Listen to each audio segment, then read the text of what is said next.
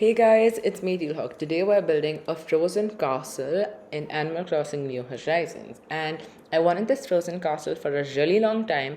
It doesn't really fit into an island aesthetic, which is fine for my island because I have decided that I am no longer going for one aesthetic. At one point of my Animal Crossing journey, I was going for a town, a resort. I went to fairy core, switched to cottage core, switched back to fairy core, ruined the fairy core, went to elegant core and like a city core. And now I have finally settled and realized that I don't need to go for one specific aesthetic. And this is for everyone out there. You do not need to have one specific aesthetic. You can mix and match any aesthetic you want, and you can have your island however you want, because you shouldn't have to label your island. I mean, my island aesthetic is teal core. That is what I am naming it because it is teal. Most of the elements are teal because that is my favorite color. As you can see, my name is Teal Hawk, and that is just what I like personally. Some of you guys might want to go full fairy core or full cottage core or pink core or witch core or flower core, garden core, town core, city core.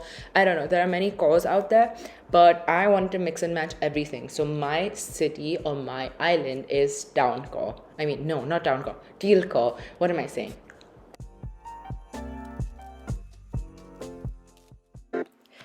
Okay, now moving on to the castle, I wanted to mix and match a bunch of furniture pieces from different sets or series. So I've included frozen items, illuminated items, festive items, stuff from wedding day, stuff from the Nook terminal. I've included a bunch of different stuff so that there is variety, because we are inclusive of everything, every item over here. We don't discriminate, we want everything. And I wanted to contrast between colors. Although it's more of a pastel light blue castle, I wanted to include some darker elements so that we have some contrast. I included these frozen trees with the intention of having a contrast. I later switched it up for something else, which you will see later on in the video, but that will also contrast in a way which I will speak about it when we build that. I'm using frozen partitions to make kind of like a wall. I really like the idea of doing that because it kind of separates the two big structures of the big festive tree and the structure next to it. I also terraformed two mountains or two cliffs after the castle so that we have some placement above it as well. You can additionally go for a third layer as well as a fourth layer, but for me, I just wanted to stick to two layers to keep it as simple as possible, because I didn't want to go for like such an extreme castle. I wanted it to be like little subtle but little like elegant, nice, and like standing out. As you can see over here, I'm using the wedding street organ. I think that's what it's called. It's kind of blue if you can see, and it's gold, and it is just amazing. It is a big piece and I really love it. It's one of my favorite items in the games when you're using when you're trying to build a big structure. I really like it. You can also face it the other way to create a separation between an area.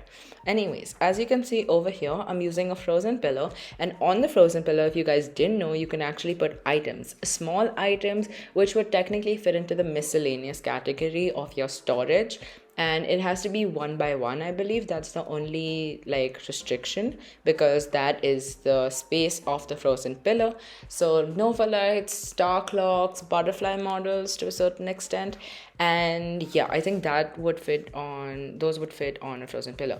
Over here, I used a lighthouse, which is a Nook terminal item. I really liked using the lighthouse because at the top, it looks like a little tower, and that kind of reminded me of a castle. I don't know. I'm pretty sure it reminded you, or like, you know what the vibe I'm talking about. Sometimes I don't know what I'm saying, but this time I actually know what I'm saying and I'm trying to explain it nicely. Anyways, we're also using street lamps. I got a bunch of white street lamps from my friend. Thank you, Mikaki, if you're seeing this. She gave me 40 white street lamps. Mikaki is amazing. And she also gave me the lighthouses for this project.